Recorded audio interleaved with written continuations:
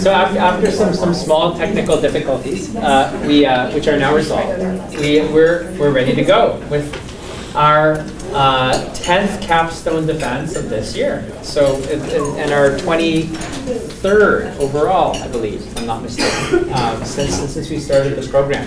I think I'll close the door.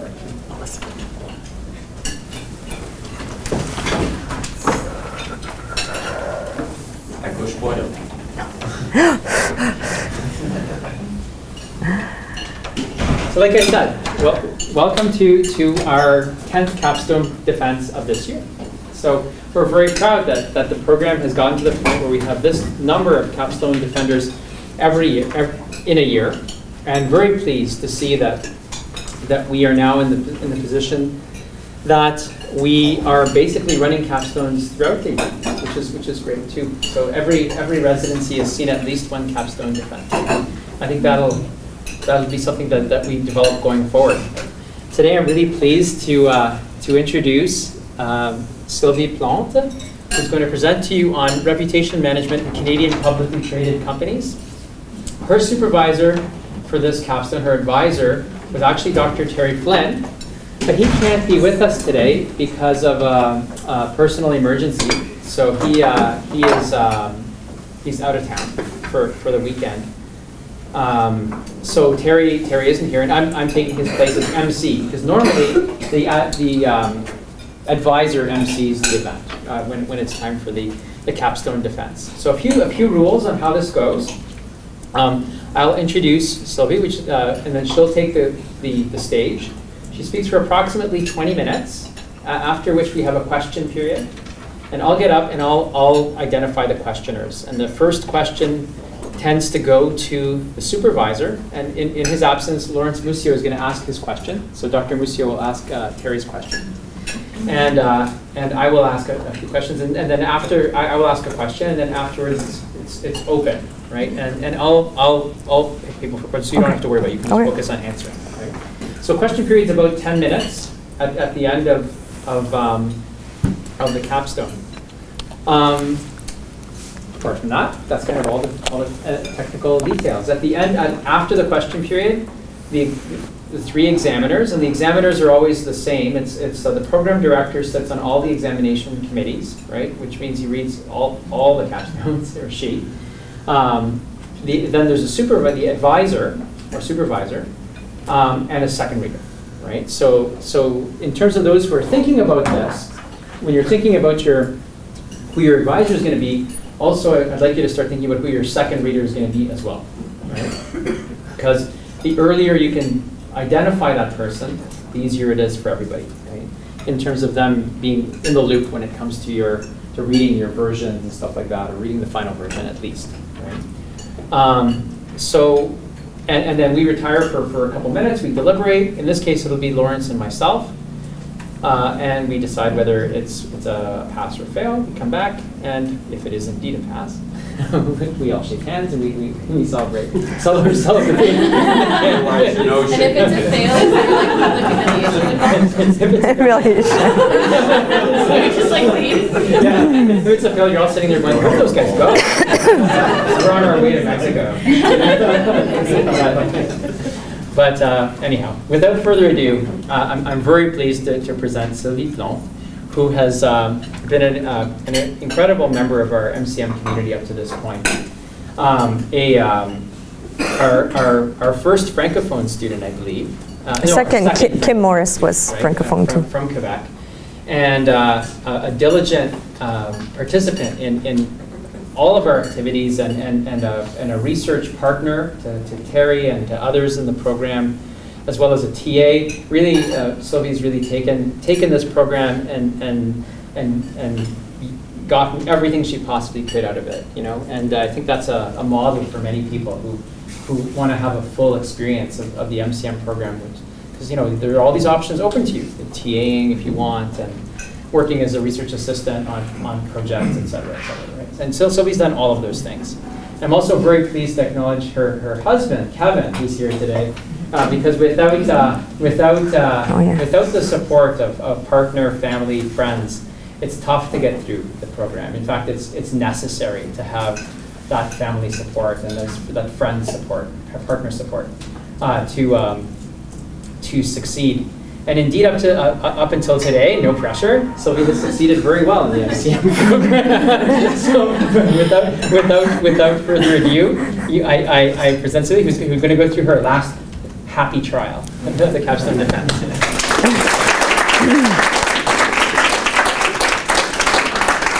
Thank you guys for being here today. Thank you, Alex, for the presentation, and thank you for your extreme patience in this very stressful moment of seeing if technology is going to work or not. I'm going to stand for maybe 30 seconds and then I will sit because I don't want to have to go with breathings and making you guys freak out about the baby. I'm doing a month if people wonder, but it could be as early as next week. So, because everybody's probably all thinking, oh, when is she due? When is she due? Okay, so I will sit down and I apologize for that because I usually like to walk around, but I'll be quiet for this one today. So today's subject is reputation management in publicly traded Canadian companies. I have worked on this project as a research assistant with Terry, and Terry was kind enough to let me use the data and to make it a Capstone. I would first start by thanking people because there's so many people behind the Capstone, as you all know. Family first and foremost. My husband has been a financial, emotional supporter, parenting, and paying for my degree. Also, I do owe him money though, but he is my banker. Also, my 2-year-old who has been so patient with mommy, and this one who stayed well warm until I can present my Capstone. My parents and my father and mother-in-law have been babysitting numerous weekends, full weeks. This is insane how they have been helpful. I'd like also to thank Gabriel, who has done well. He helped me out, but he's really a techie guy with all the printings and the PowerPoint presentation. Thank you so much for your help. And also Elisa Lay, who is a graduate who helped me out with typing all the verbatims, because there was like 26 interviews, so she did a terrific job on that. All my friends who have asked to, please, could you proofread this? English is not my first language, so you might recognize yourself in the crowd.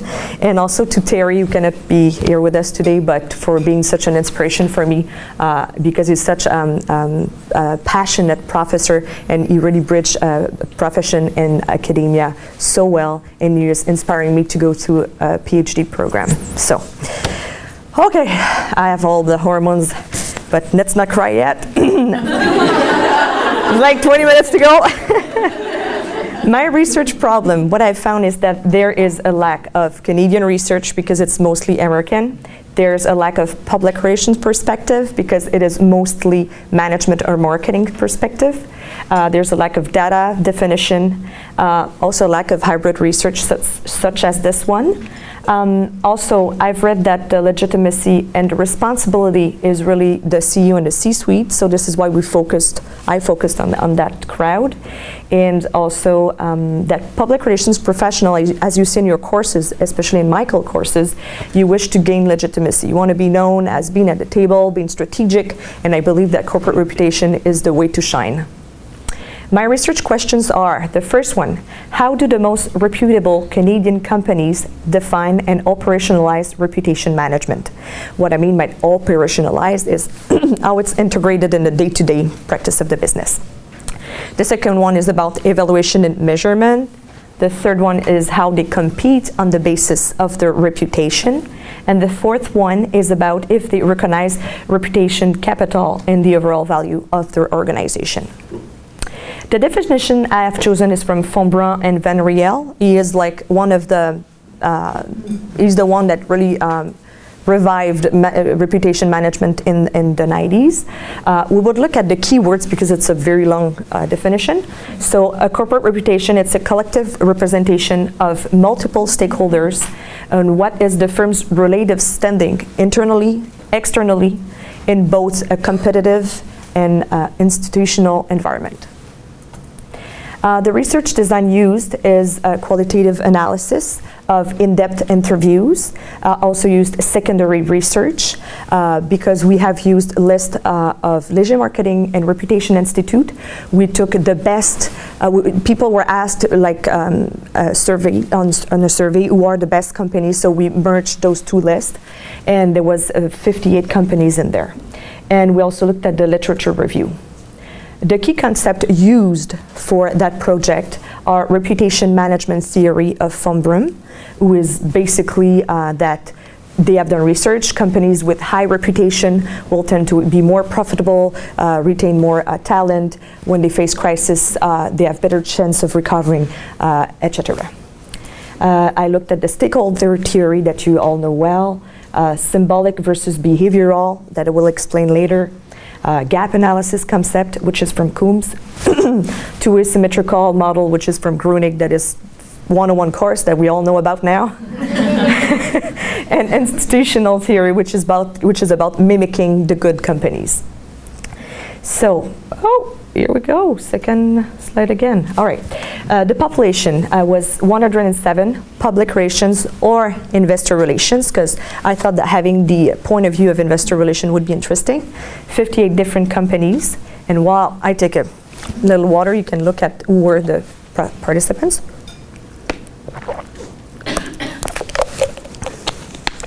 So, of course, for privacy reason, I cannot reveal who was part of our study. The response rate was 27%, which means 29 participants. However, someone forgot to push the button, so 3 interviews were not recorded, and that was not me. So Terry's not here, so I can pull his leg. The industries where those companies come from are very varied: banking, telecom, natural resources, aerospace, food and beverages, media, retail, insurance, and transport. On the 26 participants, 14 were in public relations, 10 in investor relations, and 2 in related field. 65% held executive position, so 5 were either senior VPs and 12 were vice presidents.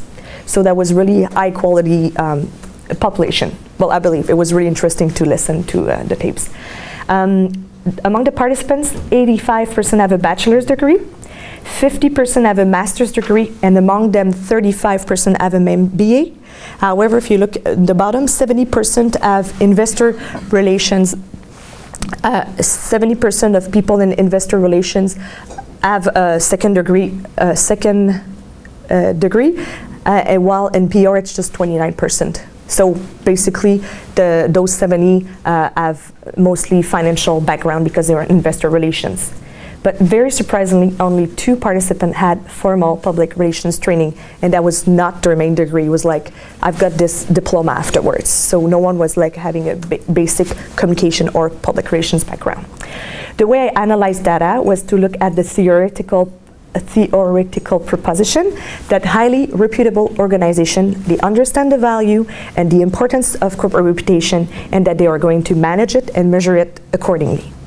I looked at 4 themes: definition, practice, competitive value, and the demonstration of that value. I also used the pattern matching technique, which is to compare among industry and to see if there was also differences between public relations and investor relations. My findings. The research question 1, we asked the participant, when I say the term reputation management, what comes to mind? 42% said perception of key holders, and way further behind, 19% said branding. Can a company manage its reputation? 88% said yes, you can. But what's interesting is that just like academics have shown, the way people define and the way people actually do it on a day-to-day basis is totally different. So everybody mostly understand it's a perception of key stakeholders. However, when it's put in practice, this is not what they're doing or how they're framing it. What type of activity should you engage in order to enhance your reputation?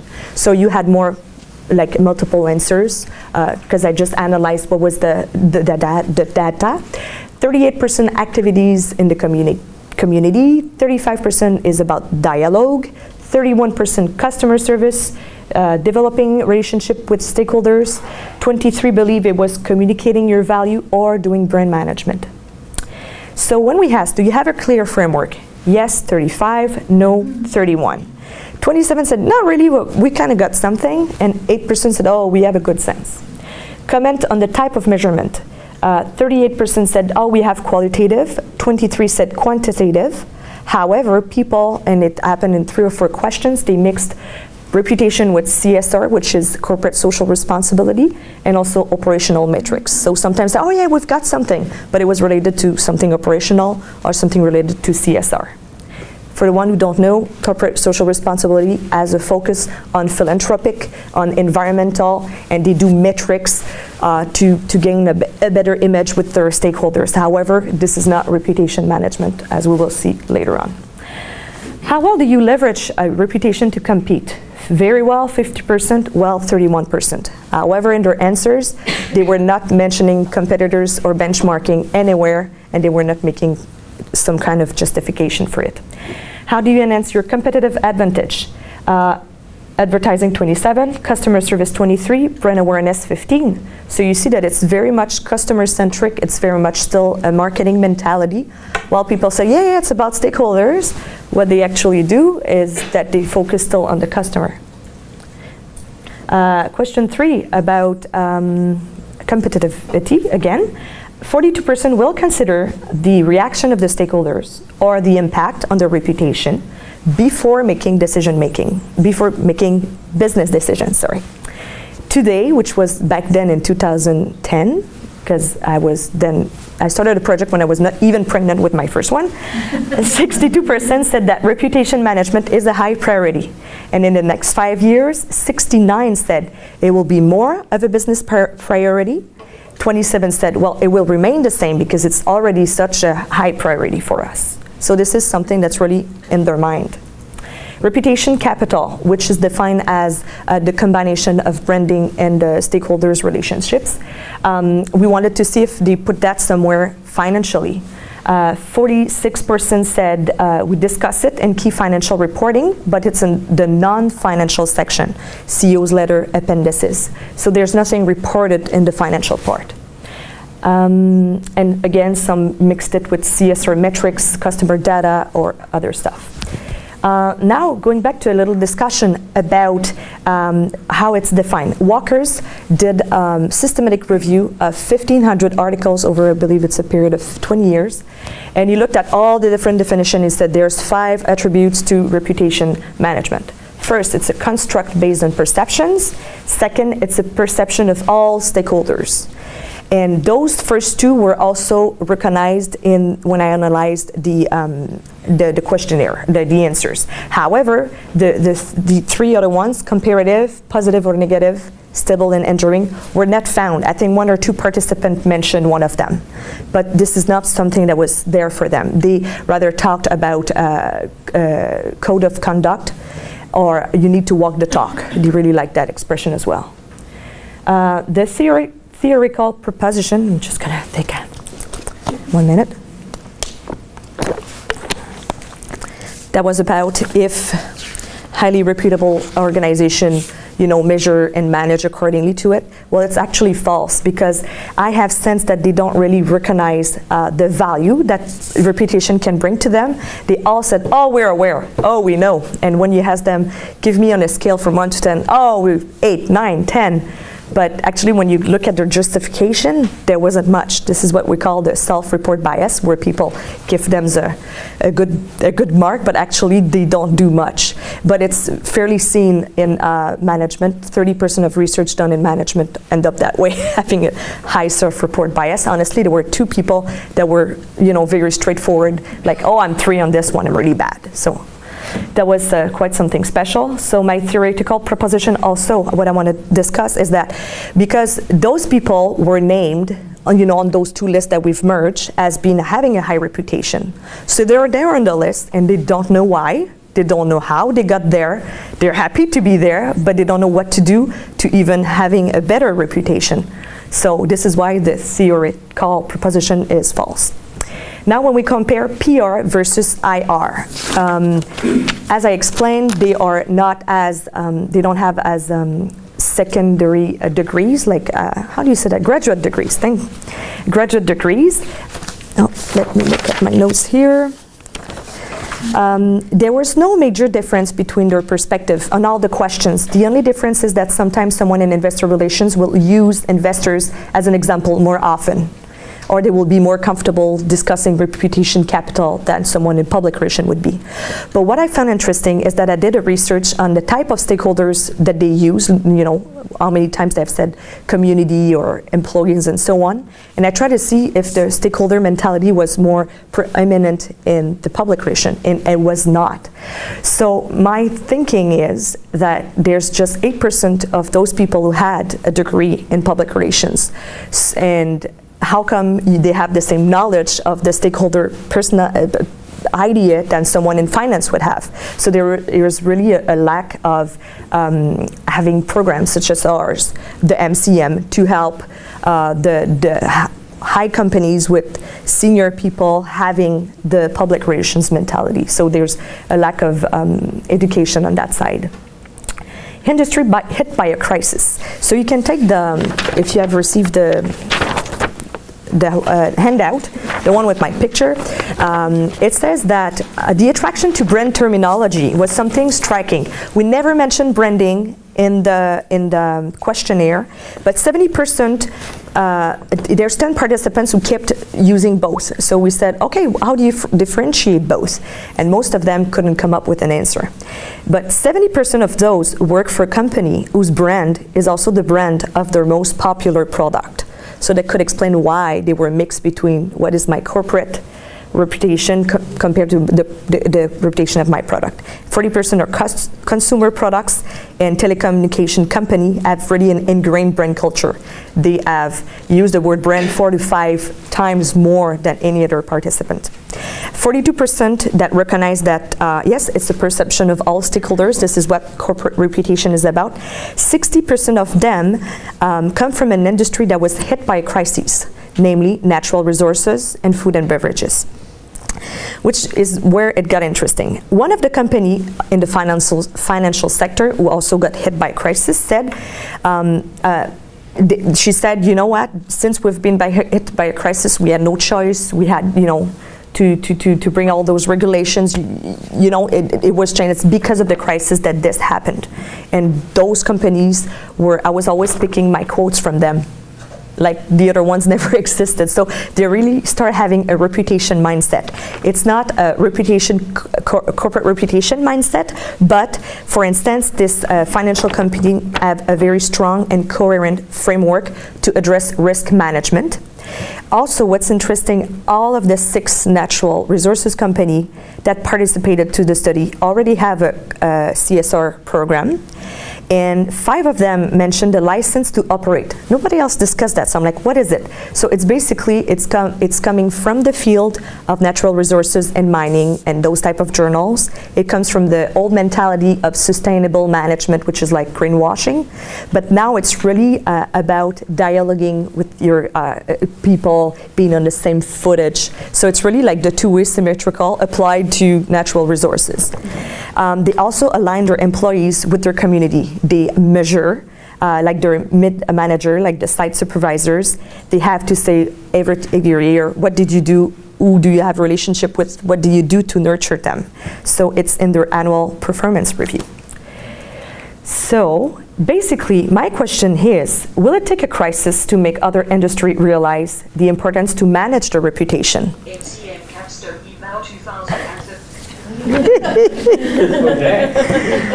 Because industries who have been hit by a crisis are even more regulated today. They have to be in total compliance with the law and regulation in order to keep their license to operate. So it really sends a strong message to the other industry, like, what are you waiting for? Because not everybody can survive a crisis. I will quickly finish because I don't know where I'm doing time-wise. Okay. The guidelines, the other one that has big numbers on it. So I have developed a guideline for C-suites, corporate communicator, and board members to understand how can you start, what can you do to have a framework and reputation management. The first one is about corporate structure and culture. It was more latent, like as a concept, but it's really necessary to say what is the management style, what is our structure like, how is the CEO leadership like, and mostly what are the elements in our culture that could impede the implementation of reputation management. Then conduct research, like in Dave's class, get informal, formal data, qualitative, quantitative, to define what is your identity, what is the intended image, what is the projected image. I think I said it too fast earlier, but basically identity is thoroughly who you are as an organization. The intended image is how you want to be perceived, while the projected image is how you're actually perceived in the mind of your stakeholders. So this is why in the review of literatures, like the organizational identity and the reputation management and the image are terminologies that are all mixed up, both in the literature and on the public side. Most people don't differentiate between those. Number 3, stakeholder segmentation. You all know how to do it, but I basically would like to stress on identifying the leaders, because most of the time you just have, yes, you have the unions, but you have different people that you have interaction with. So it's recognizing who internally has a relationship with that person and making sure that there's ways and that it's incorporated in your process, that the quality and the type of relationship are measured. And I'm suggesting the 5S model of Flynn or the continuum 8 types of relationship of Ong. Sorry, I went a little behind. 4, listen. Listen more than you talk, which is something I could fairly use. It's about listening. What are the expectations of your stakeholders? Do you spend more time developing relationship or crafting your messages and image? There is big theory, which is like the main one I would have to say for this paper, behavioral rather than symbolic approach. Let me take a... So basically, if you have a symbolic approach, you're much more focused on your image. So you're going to spend in advertising, in pampering, branding, because it's all the way you look. Behavioral approach is more about who am I as an individual, like as a company? What is my identity? What are my values? What can I do to change to be more aligned with my employee stakeholders' values and expectations? And they have found, doing research about those 2 methodology, that if you put efforts in having a better image, you will get a better image. If you put efforts in having, changing yourself, you will change yourself. However, if you work on your image, you cannot have a better reputation.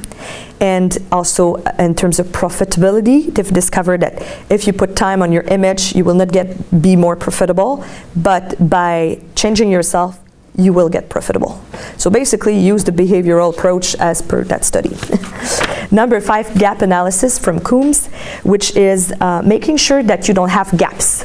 So basically, if you don't have the same values as your stakeholders, you will create gaps. And when you have large gaps or expand the gaps, then issues will rise into crises, and there are chances that the crisis will hit you. And when you're hit by a crisis, reputation is at stake.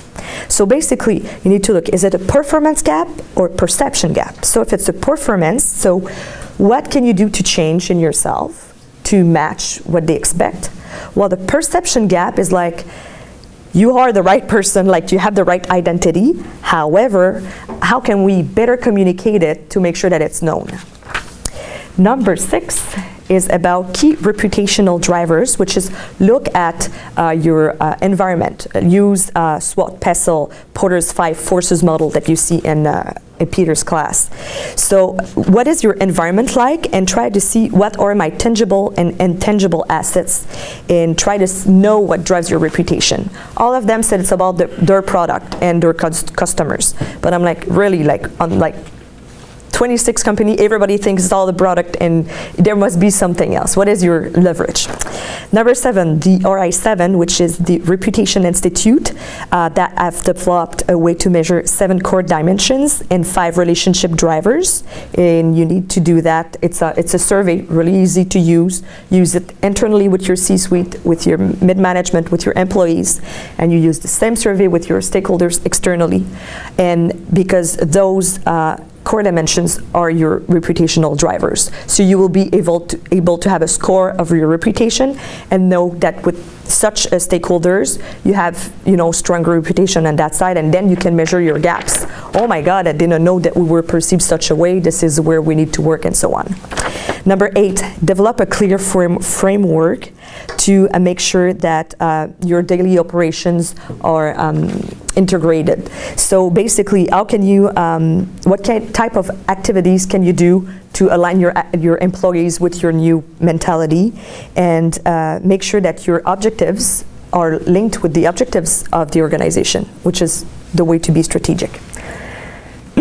Number 9, foresee issues and correlate data. Foresee issues, I explain how it's important to have issue management team, to have a crisis management plan and team ready to go if something happens. But you probably won't need it as much if you're really developing a framework, because you will be able ahead of time to see what are the concerns of the stakeholders and deal with those concerns before they rise into a crisis. So you basically need to integrate the voice of your stakeholders at the same time that decisions are made. This is why number 10 is important. You need to have a cross-functional team with a CCO or a CRO, Chief Communication Officer or Chief Reputation Officer, someone who is at the strategic level, at the negotiation table, so that when decisions are made, they can say, oh, hold on, such a stakeholders wouldn't like that, or have we considered this before making the decision? If you don't have someone at the table or at a lower level, well, they will come after and say, oh, we have decided this, and then you are reactive instead of being proactive. Conclusions and limitations. We have presented, Terry and I, in March in Miami at the International Public Relations Conference, this paper. It was more like a discussion table, but it was a terrific experience. I encourage you, by the way, to try to present your papers in conferences. I am looking forward to publicate in Corporate Reputation Review or Strategic Management Journal, present at Université Laval and HEC Montréal, because I have a connection there, and I'd like to talk to students and explain to them what it is. I will extend the offer as well to the participants somewhere in the fall when I'm not too busy with the baby. I would love to develop a workshop eventually and make money out of it. But in the shorter term, that would be PhD studies that continue bridging academia and practice. Wrong title. This should be limitations. So there's the self-report bias, the 3 interviews that were not recorded, lack of time and resources to have more participants. Also the scale on 1 to 10, we asked that, it was not consistent, sometimes we forgot to ask it in the question. Language and cultural barriers on my side, because English is not my first language, and also a few participants, that was the case for them as well. And the public relation bias, because I come from a public relation background. Yay! Do you have any questions?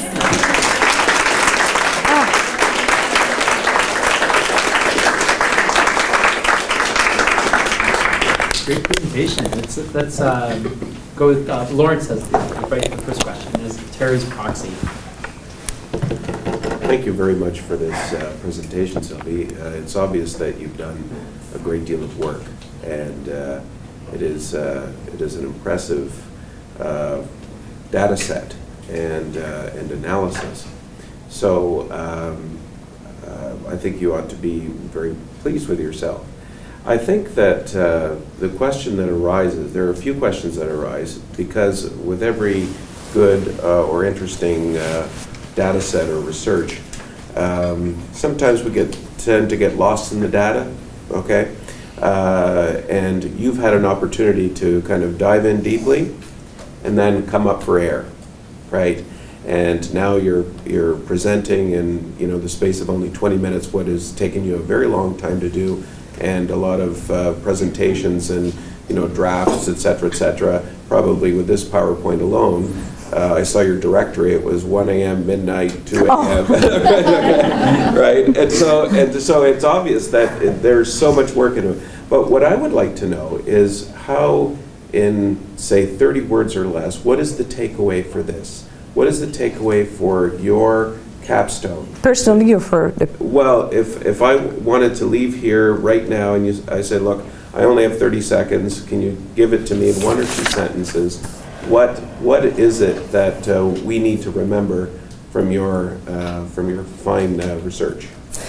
That right now, the senior managers don't know what to do with their reputation, don't know how they get out there, and that they don't know how to enhance it. But there's hope, because there's people putting risk management, they're putting other type of frameworks, measuring the relationships. So there's hope that we can help them integrate that in the market. Is risk management different from reputation management? It is, but it's kind of working together. I didn't explain it, sorry. So risk management is basically looking at what are the risks we are facing as an organization, low, medium, high, and how are we comfortable, what is our appetite for that.